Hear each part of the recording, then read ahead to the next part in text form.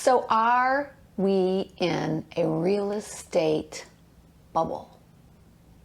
All right, if you're looking to buy or sell a home, listen up, because some cracks are beginning to emerge in the housing market. All the talk right now is that we're in a housing recession, are we? We all know that home prices across the nation have been going up at record levels. But what we're dealing with here in Florida doesn't resemble anything normal. So, are we in a real estate bubble? I've been thinking about it first.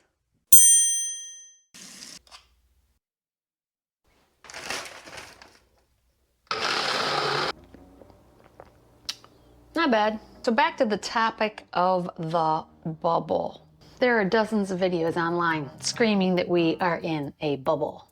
So I thought maybe we should just really dive into the data, take a good hard look at the situation to decide if that is in fact the case. Because I started thinking about this recently because I made a video about this foreclosure ban.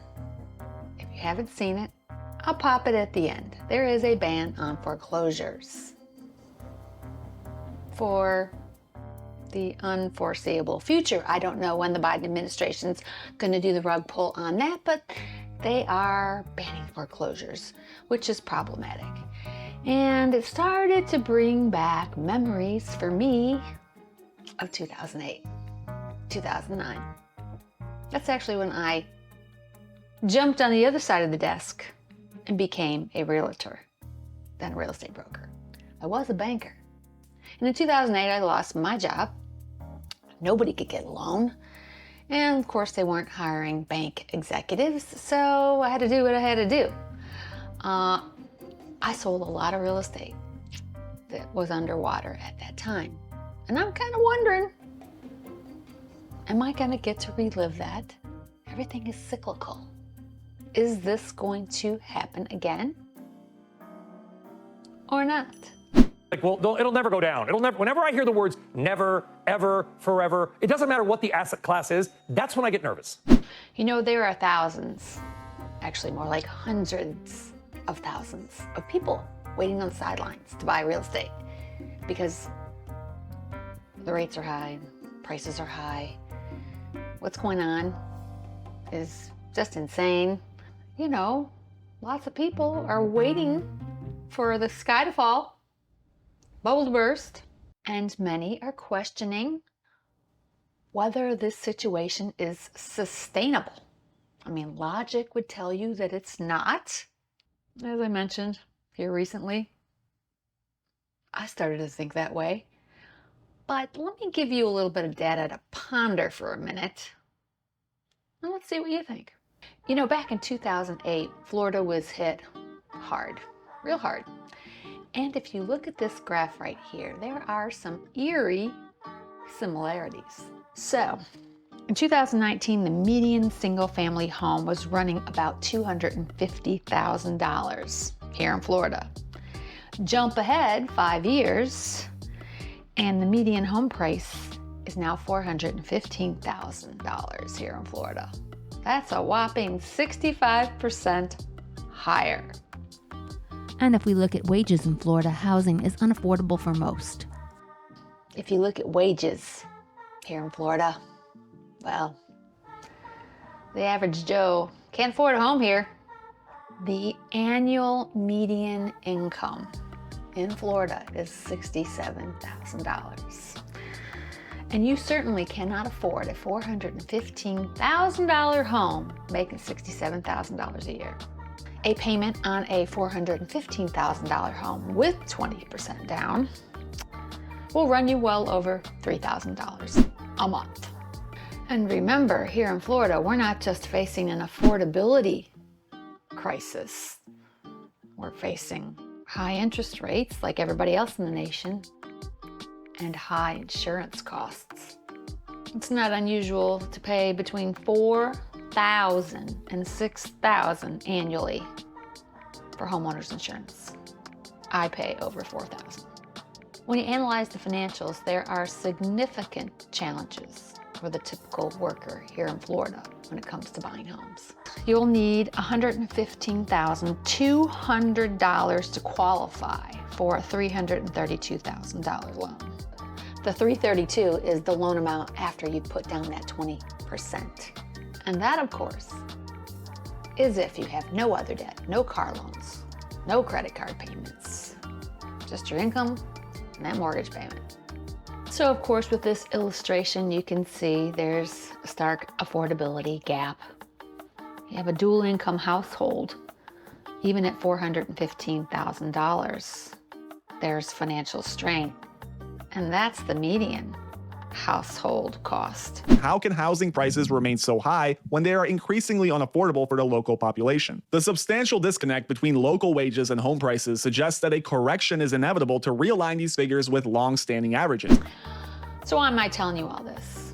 Well, there's a widespread agreement amongst experts that these prices can't continue, at least not to align with long-term historical averages.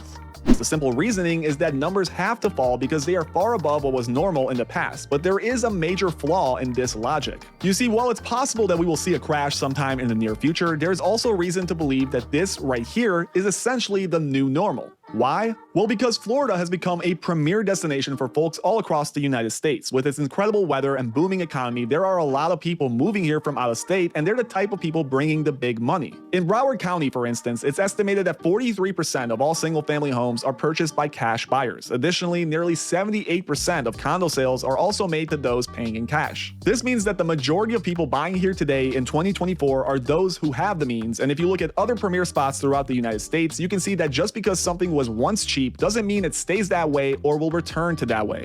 You do have to consider that Florida is a premier destination for not only vacationers, but for people that wanting to retire or just relocate to a warmer environment. And we have no state income tax, which is another reason people move here. People from New York, California, they've been moving down here in droves. They're high in California too. They have high real estate prices and high state taxes, so it's a win-win for them. Our prices are actually lower than California, and they're getting rid of Gavin Newsom, so that's a win-win. So I think he taxes you if you leave the state. Literally, you get penalized if you leave, and that's just wrong. I mean, that's like seriously wrong. Anybody can get away with that. There are other states that have really high real estate prices, and they have been that way for a long time. They've just progressively gone up, and they haven't gone back down. If you're skeptical about how real estate prices can defy economic trends, consider urban Honolulu. Even during the 2009 recession, its housing market was much tighter than what Florida faces today. For context, in 1985, you can buy a typical single-family home in Oahu for about $158,000. Adjusted for inflation, that would be around $470,000 today, indicating that even back then, homes were pricier than average. This historical example illustrates that some real estate markets have consistently been above the norm, hinting at similar future trends for places like Florida. Let's fast forward to today, where the median house in Oahu now costs $1,050,000. So yeah, lifestyle. That's another reason people will continue to move here, really regardless of what our prices are.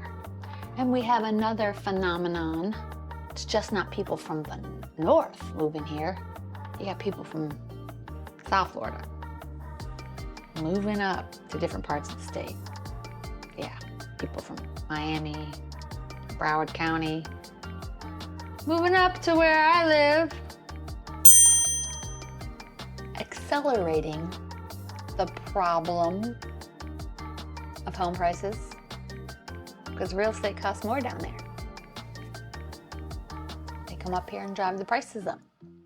And when we look at states like California and Honolulu with a median home price of $1 million, does make me wonder if this is the new norm for Florida.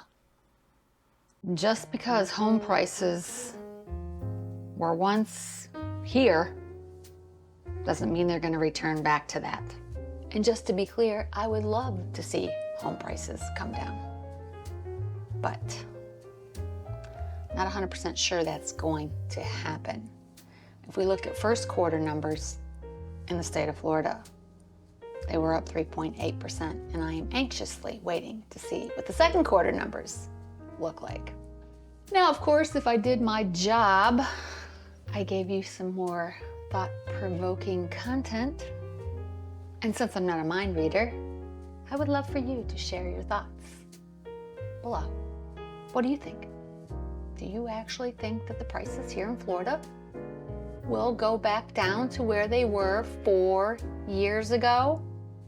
We're up 65%. $250 was a median home price in the state of Florida under the previous administration.